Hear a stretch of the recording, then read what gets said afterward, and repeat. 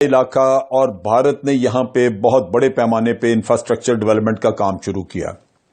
سڑکیں بنانی شروع کر دی. تقریباً 60 کے قریب روڈز بن رہی ہیں جو انہوں نے 2022 تک مکمل کرنی تھی. اس کے ساتھ ساتھ برجز انہوں نے بنائے ہیں. ایک ایئر اسٹرپ وہاں پہ بنائی ہے. اس کا مطلب یہ ہے کہ چائنا کو یہ انڈیکیشن مل گئی کہ بھارت یہاں پہ اگریسو ڈیزائنز رکھتا ہے, اپنا بلڈ اپ کرنا چاہتا ہے کسی وقت کے اوپر. یہاں پہ ایئر کرافٹ یہاں سے آپریٹ کریں گے, سڑکیں بن گئی, لہذا یہاں پہ گنز آ سکیں گی, یہاں پہ ہر طرح کا ملٹری اکوپمنٹ لایا جا سکے گا. لہذا یہ ایک ایسا امر تھا جو کہ جس نے الارم کر دیا چین کو کہ یہ کوئی پرماننٹ قبضہ رکھنا اور یہاں پہ کچھ اگریسو ڈیزائنز موجود ہیں. دوسری طرف یہ ہے کہ یہ بھی مودی نے اپنی ایک تاریخ قائم کی کہ وہ یک طرفہ قدم اٹھانے کا عادی ہے اور کسی بھی صورت میں وہ نتائج کی طرف توجہ نہیں دیتا بلکہ وہ بڑھتا جا رہا ہے.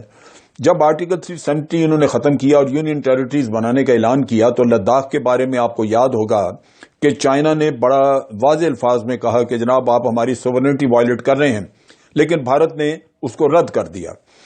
اب اس کے بعد جب سی پیک کا قصہ آیا تو بھارت نے وہاں پہ مسئلہ کھڑا کیا کہ جناب چائنا ہماری سوورنٹی وائلیٹ کر رہا ہے. آپ ڈیم بنانے لگے تو پھر بھارت نے یہ مسئلہ کھڑا کر دیا.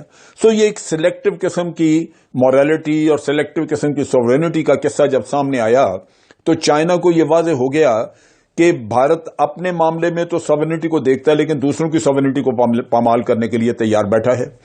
جس علاقے میں چائنیز آگے آئے ہیں وہاں پہ تیسرا جو ایک پریشان کن وہاں پہ مسئلہ نظر آتا تھا وہ یہ کہ وہاں پہ تقریباً 8 کلومیٹر کے فاصلے پہ اگر ایریل ہم لیں وہاں سے اس کو ماپیں تو تقریباً 8-9 کلومیٹر کے فاصلے پہ کراکورم ہائی وے ہے جو پاکستان کی, جو آپ کہہ لیجئے کہ چین کے ساتھ ہمارا بیسک لنک ہے اور سی پیک آگے بن رہا ہے وہاں پہ. تو ان حالات میں چائنا جو یہاں پہ اتنی بڑی انویسٹمنٹ کر رہا ہے اور ایک اس کو اسٹریٹجک رستہ مل رہا ہے جو وہاں پہ اپنی اگر ساؤتھ چائنا سی میں اس کی آئسولیشن ہو تو اس کو باہر اوپننگ آپ دے رہے ہیں. بالکل صحیح ہے. جن صاحب بڑا امپورٹنٹ پوائنٹ ہے کو لانے دیں. جن صاحب امریکہ کی مغرب کی خواہش تو بہت رہی گزشتہ 15-20 برس میں 9/11 کے بعد سے کہ ہندوستان ایک دیو کی طرح ایک جن کی طرح کھڑا ہو جائے. اگر کوئی نگاہ رکھی ہوئی تھی تو اس میں تو امریکہ کی مرضی شامل تھی. آپ کو یاد ہوگا کہ امریکہ نے پہلے کبھی بات نہیں کی تھی لیکن اس کے بارے میں انہوں نے کہا تھا کہ جناب یہ سی پیک تو گزر رہا ہے وہاں پہ ایک متنازع علاقے میں سے. یہ آپ کو ذہن میں رکھنا چاہیے کہ امریکہ کسی نہ کسی شکل میں اس معاملے میں انڈیا کو سپورٹ کرے گا. Very interesting. لیکن اصل قصہ یہ ہے کہ کیا امریکہ اس کو بعد میں یوز کر سکے گا جہاں انڈیا کے پاؤں جو ہیں وہ لرز رہے ہیں, وہ نہیں کر رہے.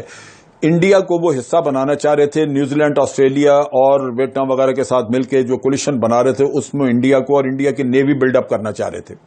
میں نے ریسنٹ انٹرویو سنا جس میں کہ ان کے چیف آف ڈیفنس اسٹاف نے کہا کہ ہمیں ایئر کرافٹ کیریئرز اور بڑا کچھ امریکہ بیچنا چاہتا ہے, وہ ہمیں دیکھ رہا اپنی نظر سے, ہمیں اس کی ضرورت نہیں. اس کا مطلب یہ ہے کہ انڈیا یہ نہیں چاہتا کہ وہ امریکہ کا اعلی کار بن کے چائنا کے خلاف جنگ لڑے کیونکہ چائنا کے ساتھ ان کی سرحدیں ملتی ہیں.